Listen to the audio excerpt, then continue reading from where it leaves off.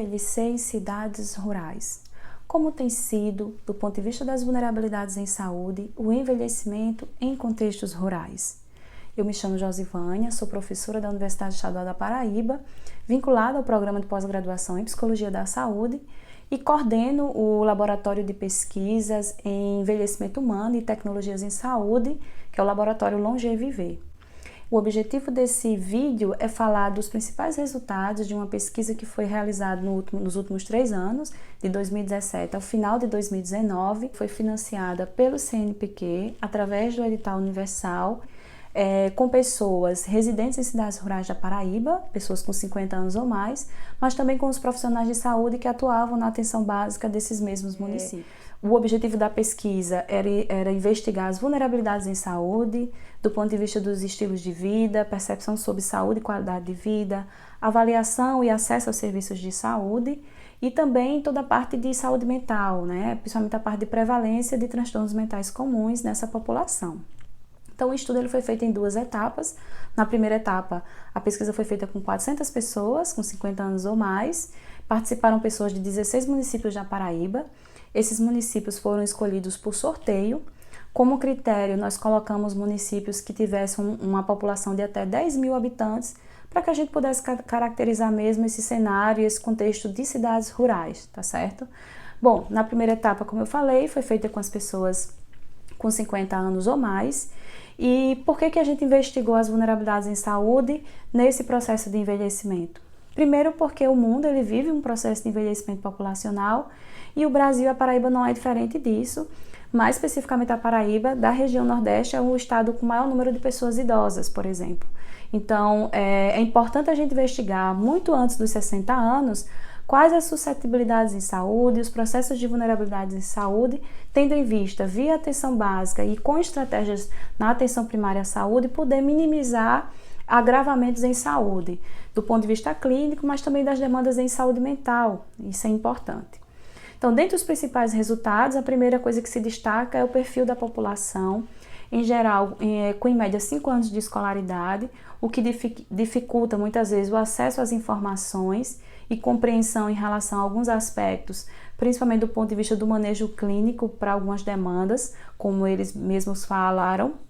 E uma outra questão é a reduzida renda familiar. Então, para a maioria da amostra, a renda familiar, juntando todas as pessoas da casa, era em torno de 1 salário mínimo, podendo chegar a 2 salários mínimos. Então, uma renda muito baixa, o que dificultava também até cuidar da própria saúde, as questões de alimentação, por exemplo, e habitação. Do ponto de vista do estilo de vida, a gente verificou que a maioria deles disseram que não faziam qualquer atividade de lazer, nem mesmo atividade física. Quando reportavam alguma atividade de lazer, eles mencionavam muito a questão de assistir TV ou ir para um grupo da igreja, por exemplo. E atividade física, caminhada. O consumo de álcool e tabaco, ele foi, de certa forma, elevado quando a gente compara com outros estudos com a mesma faixa etária, e considerando principalmente que nessa amostra de 400 pessoas que participaram da nossa pesquisa, 70% da amostra eram de mulheres. Em geral, quando a gente compara homens e mulheres, o consumo de álcool e tabaco é maior entre homens. Nós temos uma amostra onde a maioria dos participantes são mulheres e ainda assim esse índice de consumo de álcool foi de 25,9% e de tabaco foi de 23,4%. Do ponto de vista da prevalência aos transtornos mentais comuns, que aponta aí sofrimento psíquico dessa população, nós tivemos uma prevalência de 31%, ou seja, dentre os 400 participantes, nós temos uma prevalência de 31%, o que é considerado elevado quando a gente considera outros cenários e outros estudos, destacando principalmente sintomas relativos a queixas somáticas, dificuldades, mal-estar no corpo e dores também, mas também perda de energia vital e pensamentos depressivos. Então, a gente verifica muitos sintomas de ansiedade, muitos sintomas de depressão. Sobre a avaliação do serviço, os participantes avaliam positivamente os serviços de saúde, mas afirmam que falta, por exemplo, exames e medicamentos, ou quando eles demandam de algum serviço especializado, também isso não existe. Muitas vezes eles têm que ir ou para uma policlínica, ou pagar no particular, como eles falam, ou se deslocar para um município maior, onde eles vão encontrar essa especialidade.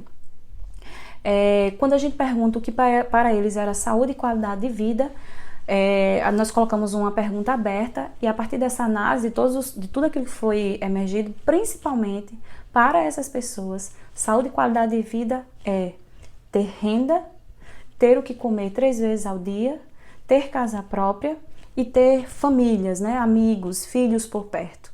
Ou seja, para essas pessoas, saúde e qualidade de vida é condições de vida, ter uma segurança do ponto de vista alimentar, do ponto de vista da habitação e das pessoas que eles amam próximos a ele. Então isso diz muito sobre o que é qualidade de vida e saúde para essas pessoas. E que, consequentemente, a saúde mental deles, como a gente vai perceber depois, tem relação, o meu sofrimento psíquico tem relação com as minhas condições objetivas de vida, né? O estresse permanente de, por exemplo, não saber o que comer ou como vai conseguir quitar ou pagar o aluguel, por exemplo, no próximo mês. Nós também fizemos na segunda etapa do estudo pesquisa com os profissionais de saúde, perguntando aqui também toda a parte de acesso e do serviço de saúde e como eles percebiam as demandas de saúde da população. Os profissionais em geral avaliaram positivamente os serviços de saúde, reconhecem que muita coisa precisa melhorar, mas em geral avaliaram positivamente.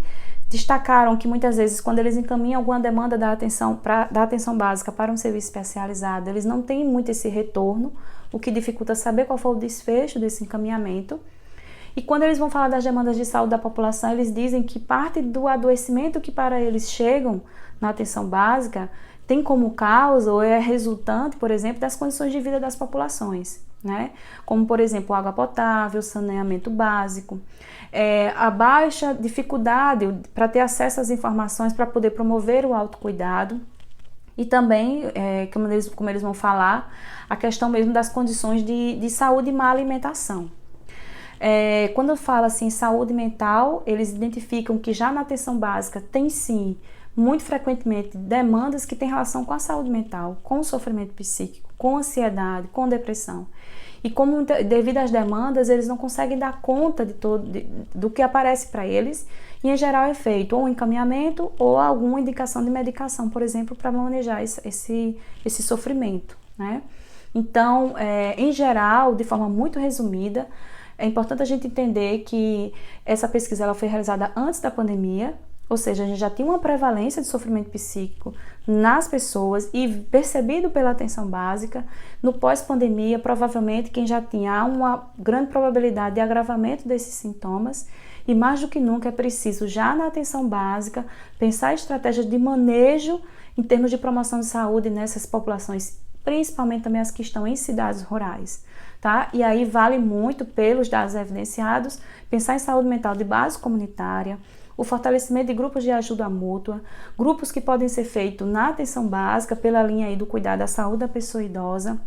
Mais do que nunca, por exemplo, políticas como o NASF seria importante para até manejar e pensar essas ações alinhado com a atenção básica e capacitar outros profissionais para além da área psi, para promover aí saúde mental, né? Para que esses profissionais eles sejam sensíveis a essas questões e pensar estratégias aí de intervenção psicossocial que possa dar espaços de fala e possa ajudar no enfrentamento dessas demandas de saúde mental, tá certo? Parte desses dados tem sido divulgado através de livros, cartilhas, relatórios, postagens em redes sociais, vídeos curtos, enfim. Mas qualquer dúvida, qualquer outro esclarecimento mais profundo, é só também entrar em contato que o Laboratório Longeviver, eu também estou à disposição.